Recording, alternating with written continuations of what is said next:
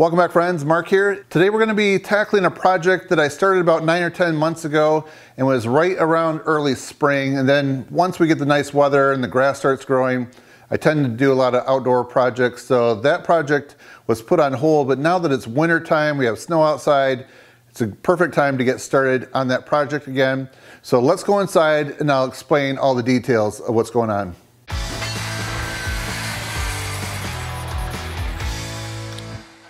All right, so welcome to my utility room. So this is the closet right here. This is where I had a water heater, and you can see how I already started the French cleats. So my setup in here for years, this is an access panel. This is some 1/2-inch drywall with a trim piece. That whole thing was covering this and screwed into the wall, and it just blended in. But the nice thing having the French cleat is I can change as I go. So right here is where I've been storing my gym bag for years. I have this floating shelf that I put up. I get rid of that mop hook up there. So let's go inside the closet here. So this whole back wall right here has the French cleats. So I patched the floor. There's some different pipes and drain pipes and a gas pipe that came through. So on the bottom of that, I screwed and glued some plywood underneath. And then I use this floor filler right here to fill that in. So in today's video, what I'm going to do is put another panel on here, a birch panel, and then I'm going to also get some of the 1x4s, I believe is what those are, of maple, and I'm going to get the cleats in place. And this wall right here I'm going to finish. This is just going to be a finished clean drywall. I'm going to probably just paint that white. And then at some point I'm going to get some vinyl plank floor to put down. So it's going to be a left-hand swing door. The knob's going to be on this side, so I'm going to pull it open that way. It hinges over there. So inside right here, I'm going to have a light switch. So I have to figure out the wiring. So I'm going to take a look behind the walls here. I have a camera, a Milwaukee camera. I'll show you how that works. And since this right here is going to be a big seam, there's a stud here and a stud over there. I'm going to look on either side of that stud because I actually have some wiring that I want to run through that wall. So we're going to see if there's anything going on in the wall there. We're also going to take a look inside this wall right here too, see what's happening. So before I get too far into this, I'm going to have to take this out right here, take the coats out, so we have some room to work. It's pretty tight in here otherwise. Oh, there we go. Huh. Oh, okay. Well, I ended up ripping the anchors right out of the wall. I will have some drywall patching to do. Okay, so we got the shelf out. I did already start doing some patching. I probably will end up painting this room at some point in the next year. It's just overdue for that. So right now we're gonna see if there's anything in the wall right here and then in the wall inside over there.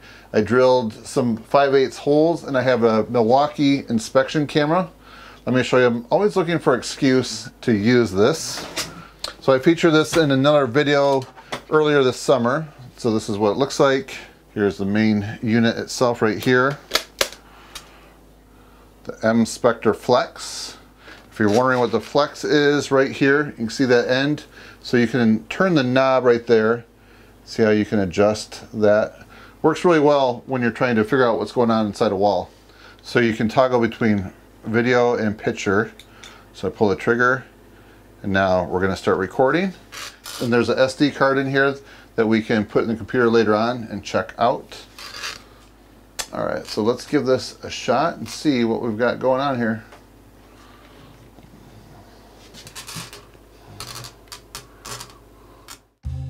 Here's some actual footage from the inspection camera. So I'm checking out some of the walls inside the closet. So I want to know what's in there in case I want to do some future wiring. So I'm just looking for plumbing or anything else, other wires, just so I know what's going on and how to properly plan for that type of situation. So in just a little bit, we're going to be making quite a bit of dust. We're going to be cutting the drywall and some of the wall right here to make room for a new door. So it's going to get pretty dusty in here and I don't want to get all that dust in the rest of the laundry area. So we're going to use the ZipWall system right here.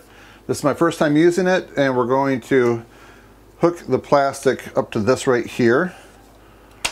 So that snaps off like that. Push that in. There. It's locked in place. Now we're going to raise this up.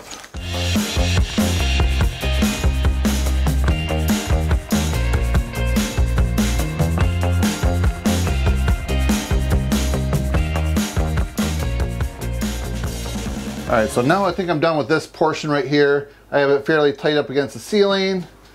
There's a foot of extra plastic against the ground. I could have cut that, but I think I'm just gonna roll it up and just have it tight there. Okay, now this area right here, this is an archway. I'm going to put the magnetic door so I can pass through here. So if I have to go out to the garage or if I have to pass through here, I'm gonna be all set for dust control.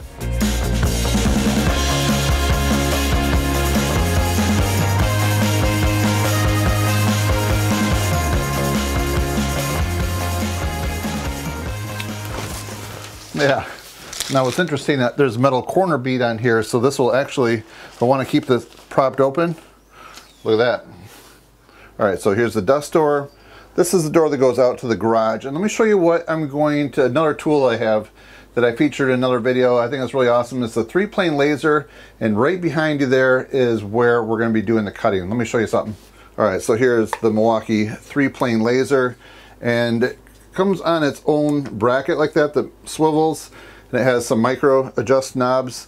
And this right here is another magnetic mount. So you have this magnetic mount, but this one right here, if I put it on the door right there, that one raises up and down. So check this out. So we're gonna put that right there. And I have the unlock button so I can go up or down. So watch, I'm gonna turn this there. All right, so on the laser itself, there is another plane right there. So check this out. So we're going to use 2 out of the 3 planes. So I have a mark on the wall right there, and then there's a mark right there. So I need to go up about 3/8 of an inch. Just turning that knob slowly. There, it's right on the money. I'm going to hit the lock button so it stays in place. Then we want to go to that line right there. We have our micro adjust. There, we're going to go right to that. So this is the area that we need to cut out. So you could definitely use a straight edge, but when you have a laser, it just makes things so much easier. So if you happen to have seen my 3-plane laser video, this is just a good example of where you can just quickly use it.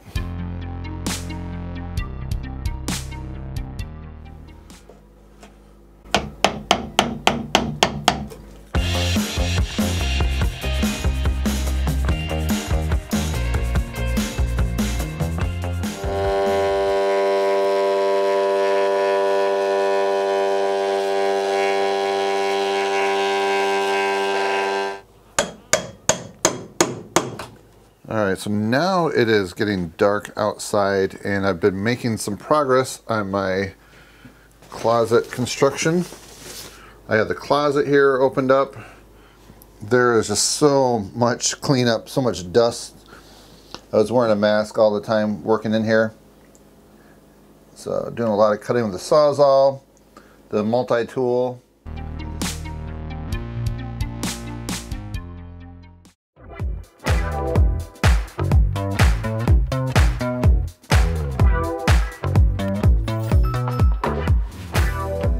Making some progress right now. So what I did, I put this board across the top, this header board, and then I have 2 pocket screws going in that way, 2 that way. There is a vertical stud, a double stud there, so I'm going to put some nails in, going right in there. And then I'm going to add a 2x coming down. So what this will help transfer some of the weight from this 2x4 over here once I finish that. So let's get the nail gun. Shoot some 3-inch nails into it. All right, here we go.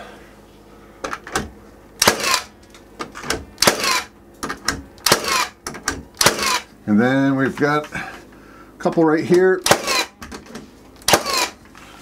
All right, now we got to cut this stud right here. So after I completed all the rough framing for this door right here, I then just cleaned this wall up a little bit, put some primer paint on it, and then I cut some, this is some 1/4 inch birch plywood, and it's a finished grade. So what I did is I cut it to size, and then I have it in 2 pieces because there's no way I could fit an entire 8-foot piece, twist it in here and get it to fit. So I had to do it in 2 pieces, and then it's going to, the seam is going to be right where one of the French cleats is going to be at. So I'm going to have, just to recap, I have the French cleats here on the back wall. I'm going to have French cleats on this wall right here. This wall right here is just going to be a clean painted white wall, just because the closet's going to be pretty tight, and I'm not even sure that I'm going to use these over here, but I want to at least have some on the side as an option, but mainly probably use the ones in the back. So like back here I might even have some type of hanger so I can keep some coats or things like that. I'm not sure yet. Now we're at the point we're ready to install the plywood here. So I'm going to put some construction adhesive here, and then I also have this tool right here for fastening it. This is the Milwaukee M18 fuel 1/4 inch crown nailer, and I'm shooting 1 1/4 staples. So this right here, I can adjust the depth on it right here. So I'm just going to have it go in a little bit. I'm going to try to keep it, the staples where the cleats are going to go on top of it, so you won't see the staple holes. If I did have some, it's not a real big deal. I could put some filler in and sand it, and there's some natural color that blends in really well. That's also a good solution if you don't have anything like the cleats to cover it up. So now we're ready to install the construction adhesive. All right, gonna have the Narrow Crown Stapler ready to go here. And I did dry fit this. It is a really nice tight fit. Really happy the way that it turned out. So I marked the top and I can see the bottom where the studs are at. So we're gonna try to hit them with this.